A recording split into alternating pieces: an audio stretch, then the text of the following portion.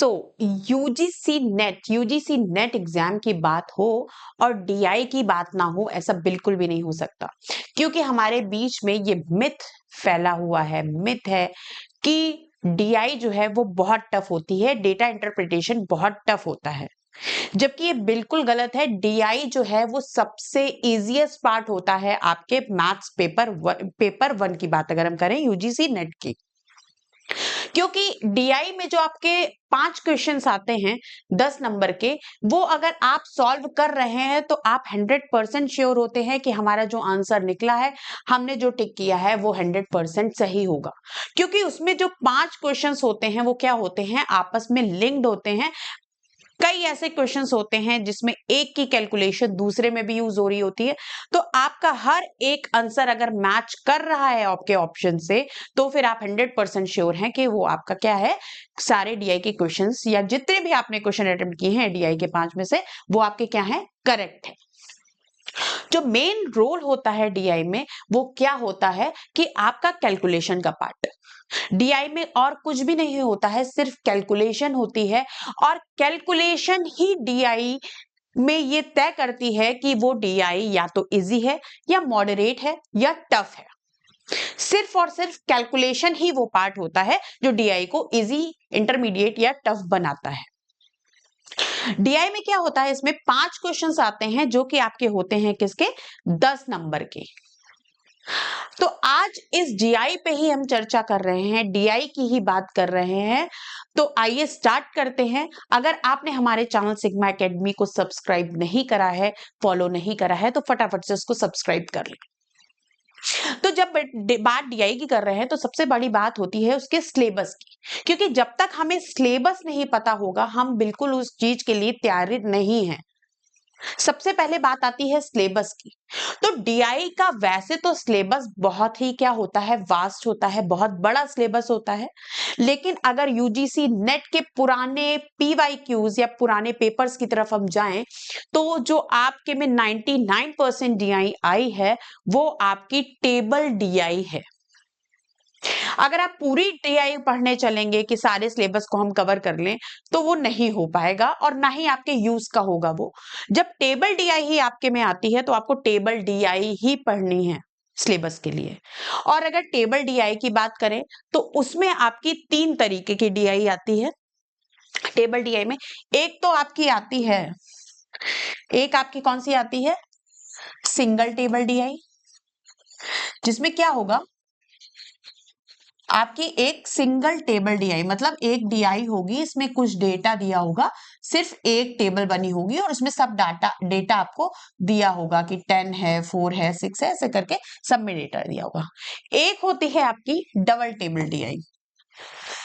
Double table DI कहाँ आती है, जो उसको थोड़ा सा टफ बनाती है, वहां पर डबल टेबल डीआई आती है कि इसमें 2 टेबल बनी होंगी। इसमें किस तरीके के क्वेश्चंस आते हैं, जैसे कि एग्जांपल दे रहे हैं कि एक क्वेश्चन डीआई आया जिसमें एक टेबल में आपको दे दिए गए कि सारे स्टूडेंट्स के डेटा, कि इतने स्टूडेंट्स बीए में हैं, इतने बीकॉम में हैं, इतने बीएससी में हैं, और दूसरी टेबल में दे दिए गए आपको बॉयज का कि बीए में इतने बॉयज हैं, या फिर इतने पास्ड हैं, है ना, और फेल का पूछ लिया गया, या फिर इतने बॉयज हैं और गर्ल्स का पूछ लिया गया स्टूडेंट्स का देके। तो डबल टेबल डीआई में इस तरीके के क्वेश्चंस आते हैं। तीसरी एक डीआई होती है मिसिंग टेबल डीआई, जिसमें क्या होता है, मिसिंग टेबल डीआई में होता है आपका कि आपकी एक डीआई होती है, इसमें कुछ डेटा जो होता है वो क्या होता है, मिसिंग होता है। बाकी आपको दिया होगा लेकिन कुछ डेटा मिसिंग होता है, और वही आपको क्या होता है, फाइंड आउट करना होता है। तो आपके सिलेबस में इन तीन तरीके की जो डीआई है वो एग्जाम में आती है। तो आपको सिर्फ और सिर्फ इसी तरीके की डीआई को आपको पढ़ना है। अब क्या बात आती है कि ये आखिरकार टफ कैसे बनती। एक तो मैंने बताया कि आपको इस तरीके से टफ बनती है कि ये आपको इजी लगेगी, फिर ये आपको टफ लगेगी डबल टेबल डीआई, और मिसिंग टेबल डीआई भी टफ लगेगी क्योंकि आपको डेटा काफी निकालना पड़ेगा, कैलकुलेशन काफी होगी। एक आपकी डीआई टफ बनती है कि अगर आपको जो डेटा दिया है वो पॉइंट में दे दिया जाए, 5.6, 3.9, 14.2 ऐसे करके डेटा दे दिया जाए, तो भी आपको डीआई क्या लगेगी, टफ लगेगी।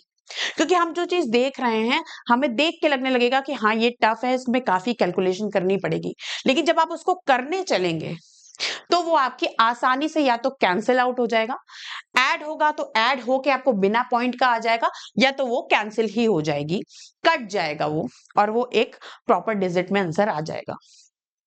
तो डरना नहीं है आपको डीआई से, पहले आपको क्या करना है, समझना है।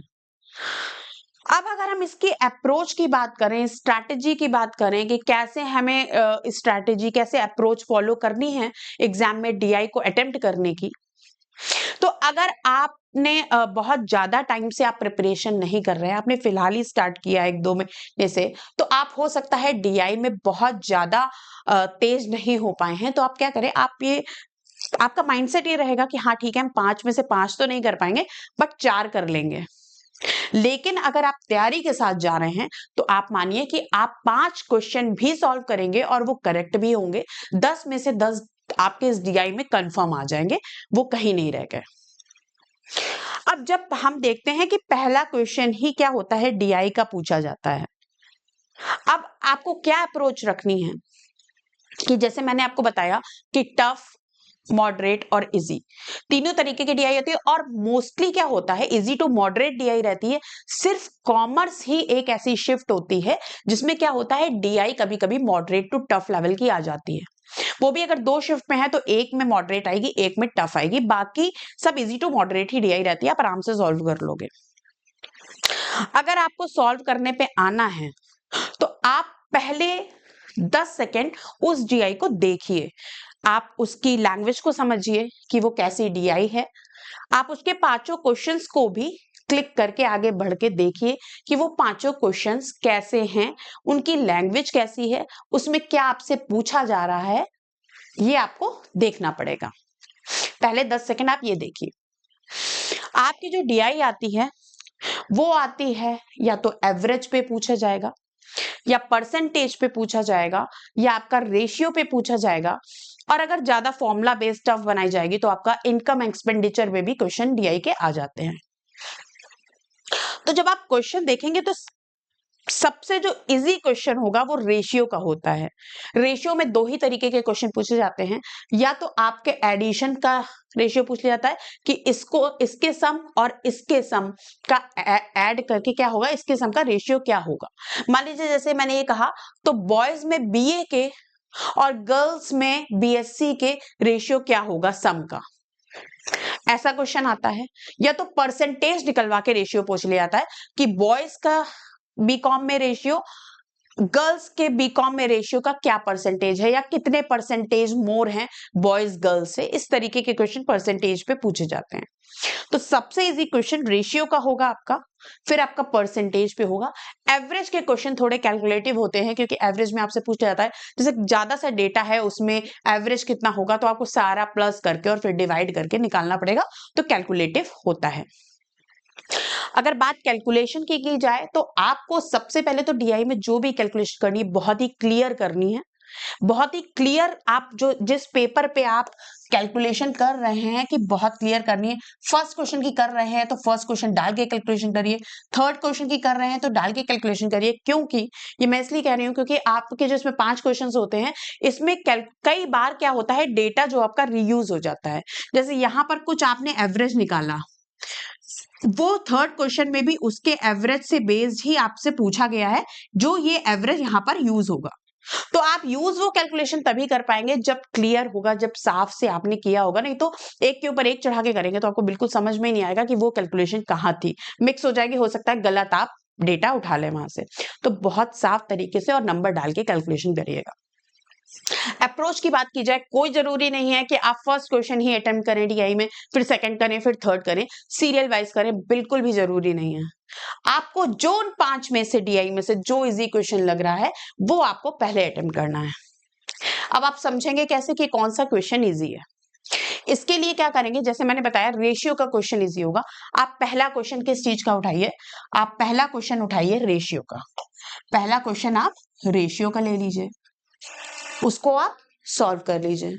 सेकेंड क्वेश्चन पे आइए, जो भी आपने पढ़ा है 5 क्वेश्चन में, उसमें आपको लैंग्वेज जिसकी इजी लग रही है ना, लैंग्वेज जिसकी इजी लग रही है उस क्वेश्चन को उठा लीजिए। जब वो दोनों क्वेश्चन अटेम्प्ट कर लें, फिर उससे जो थोड़ी सी हाई लेवल लैंग्वेज का क्वेश्चन था उसको उठा लीजिए। आप ऐसे क्वेश्चंस को आप अटेम्प्ट करते जाएं। कोई जरूरी नहीं है आपकी सीरियल वाइज करें कि first second third fourth fifth करें। अगर आपको कोई क्वेश्चन ऐसा लग रहा है जिसमें बहुत ज्यादा कैलकुलेशन है, बहुत ज्यादा टाइम वो ले रही है, बिल्कुल उसको स्किप कर दीजिए। अगर आपके पास लास्ट में टाइम बचता है तो उसको आप अटेम्प्ट करिए। अगर ज्यादा कैलकुलेशन है तो बिल्कुल उसको क्या करिए, आप स्किप करिए क्वेश्चन को, वो आपका टाइम बर्बाद कर देगा क्वेश्चन। और कुछ जो टफ डीआई होती है उसमें एक क्वेश्चन दिया ही इसीलिए होता है कि वो जो क्या कैंडिडेट छोड़ दे, नहीं तो वो इतना टाइम ले लेगा कि आपके उसके बदले 4 क्वेश्चन और चले जाएंगे। ठीक है, तो उस क्वेश्चन को आप स्किप कर दीजिए। तो ये हो गई आपकी स्ट्रैटेजी अप्रोच, सिलेबस की बात हो गई, स्ट्रैटेजी की बात हो गई। अब बात होती है कि स्ट्रैटेजी तो आप फॉलो करेंगे, लेकिन आप एग्जाम से पहले प्रिपरेशन कैसे करेंगे इस डीआई की। या तो आपने किसी भी जगह से सब्सक्रिप्शन लिया हो, आप वहां से अपनी तैयारी कर सकते हैं। और अगर इसी तरीके की अप्रोच से आपको क्वेश्चन अटेंड डीआई के करने हैं, या फिर आपको मैथ्स के क्वेश्चन की प्रिपरेशन करनी है, पीवाईक्यूज आपको पढ़ने हैं, तो हमारे इसी चैनल सिग्मा एकेडमी पर मैं इन दोनों चीजों की प्रिपरेशन कराती हूँ। 2023-2024 में आई हुई जितनी भी डीआई हैं आपके यूजीसी नेट और जो रीनेट के एग्जाम में आए थे, वो सारी डीआई मैं क्या करूंगी, कवर करवाऊंगी, और सारे मैथ्स के क्वेश्चन मैं कवर करवाऊंगी। और ये जो सेशन है वो चल भी रहा है हमारे चैनल पे, तो आप बिल्कुल हमारे चैनल को सब्सक्राइब करें इसी तरीके की इंपॉर्टेंट इंफॉर्मेशंस के लिए, और इसी स्ट्रैटेजी के साथ डीआई और मैथ्स की प्रिपरेशन के लिए, यूजीसी नेट के लिए। क्योंकि आपको जनवरी में जो आपका एग्जाम है यूजीसी नेट का, आपको इस बार ही क्लियर करना है। जेआरएफ आपको लेना ही लेना है इस बार। तो अपने कॉन्फिडेंस को बूस्ट करके जाइए एग्जाम में, मैथ्स और डीआई को अच्छे से कवर करके जाइए, क्योंकि वो 3 घंटे आपके कॉन्फिडेंस जो है बहुत मायने रखता है। अगर कॉन्फिडेंस आपका लेवल हाई रहेगा तो आपका पेपर बहुत ही अच्छा जाने वाला है।